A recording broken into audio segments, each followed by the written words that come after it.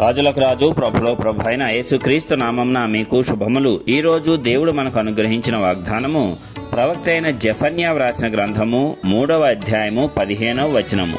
తాను మీకు విధించిన శిక్షను యెహోవా కొట్టివేసి ఉన్నాడు, మీ శత్రువులను ఆయన వెళ్ళగొట్టి ఉన్నాడు.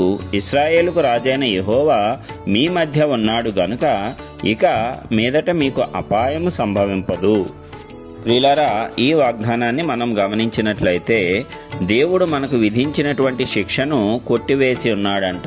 ఎట్లాగా అంటే మన మీద పడవలసినటువంటి శిక్షను తన కుమారుడైనటువంటి యేసుక్రీస్తు మీద మోపటం వల్ల ఆయన మన శిక్షలన్నిటినీ కూడా తొలగించాడు. తప్పు చేసింది మనము, పాపము చేసింది మనము. కానీ మన పాపములకు మన తప్పులకు ప్రతిగా సమస్త శిక్షను కూడా యేసయ్య మీద మోపటము, ఆయన శిలువలో వాటన్నిటినీ కూడా భరించడము, జయించటము కూడా మనము చూస్తున్నాము. కాబట్టి ఇక మీదట మన మీద ఏ శిక్షా విధి కూడా ఉండదు. అందుకే పౌలు భక్తుడు చెప్తాడు కదా, యేసుక్రీస్తునందు ఉన్న వారికి ఏ శిక్షా విధియూ లేదు అని.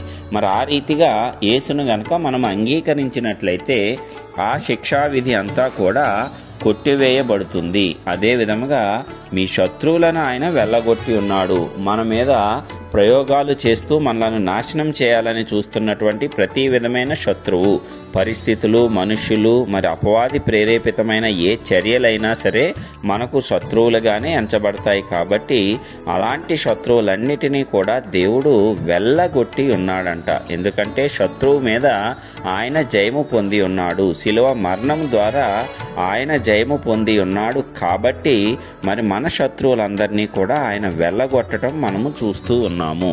అదే విధముగా దేవుడు మన మధ్య ఉన్నాడంట. ఇక మీదట ఏ అపాయము మనకు సంభవింపదు అని చెప్తున్నాడు.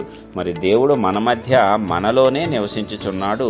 మరి క్రీస్తును అంగీకరించిన వారందరిలోనికి కూడా పరిశుద్ధాత్ముడు ప్రవేశిస్తాడు. పరిశుద్ధాత్ముడు స్థిర నివాసము చేస్తాడు. ఆయనే మనలను నడిపిస్తాడు. కాబట్టి ఏమాత్రము భయము నొందనవసరం లేదు. ఇది ప్రవక్తలు పాత నిబంధన కాలంలో చెప్పినా సరే, మరి యేసు ప్రభువారు వచ్చిన తర్వాత మనకు కలగబోయేటువంటి నిజమైనటువంటి విడుదలను గూర్చి వారు ఆ కాలంలోనే ప్రవచించటం జరిగింది. మరి ఈ రీతిగా మనం చూసుకున్నప్పుడు దేవుడు విధించినటువంటి శిక్ష అంతా కూడా కొట్టివేయటము, అది యేసయ్య శిలువ మరణం ద్వారా కొట్టివేయబడటము మనము చూస్తున్నాము కదా.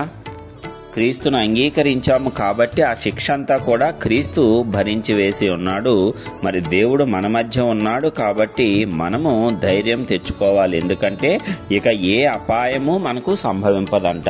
మన చుట్టూ ఆయన అగ్ని కంచెను వేసి ఉన్నాడు. మనల్ని భద్రపరుచుకుంటూ కాపాడుకుంటూ ఉన్నాడు. కాబట్టి మనకు ఇక ఏ రకమైనటువంటి అన్యాయము జరగటానికి వీలు లేదు, అపాయములు సంభవించటానికి వీలు లేదు. మనం ఆయన మార్గాన్ని అనుసరించి నడుచుకుంటూ వెళ్ళినంత కాలము ఈ లోకంలో ఒకవేళ జనులు మనకు దానిని అపాయం అనుకుంటారేమో, కానీ ఆ అపాయంను కూడా మనకు ఉపయోగకరంగా దేవుడు మార్చివేస్తాడు. అంత గొప్ప దేవుడు మన మధ్య ఉన్నాడు, మనలో నివసించుచున్నాడు. కాబట్టి మనమేమీ భయపడనవసరం లేదు, చింతించవలసిన అవసరం లేదు.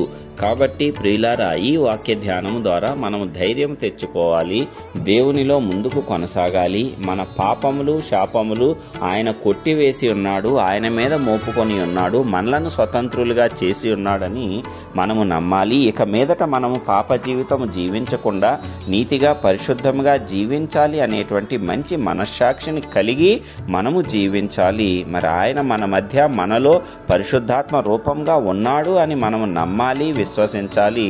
అప్పుడు మనము ప్రతి విధమైనటువంటి అపాయము నుంచి తప్పించుకొనబడతాము. మరి ఈ రీతిగా మనమందరము జీవించటానికి దేవుడు అవకాశం ఇచ్చాడు. దేవుడిచ్చిన అవకాశాన్ని మనమందరము కూడా సద్వినియోగపరుచుకుందాము. ఎందుకంటే తిరిగి మరి లోకంలోనికి వెళ్ళి శ్రమలు పొందకుండా దేవునిలోనికి వచ్చి ప్రతి అపాయం నుంచి తప్పించుకొని ఆశీర్వాదకరమైనటువంటి జీవితాన్ని జీవిద్దాము. ఇది దేవుడు అందరికీ ఏర్పాటు చేసినటువంటిది. కాబట్టి అందరికీ అవకాశం ఉంది.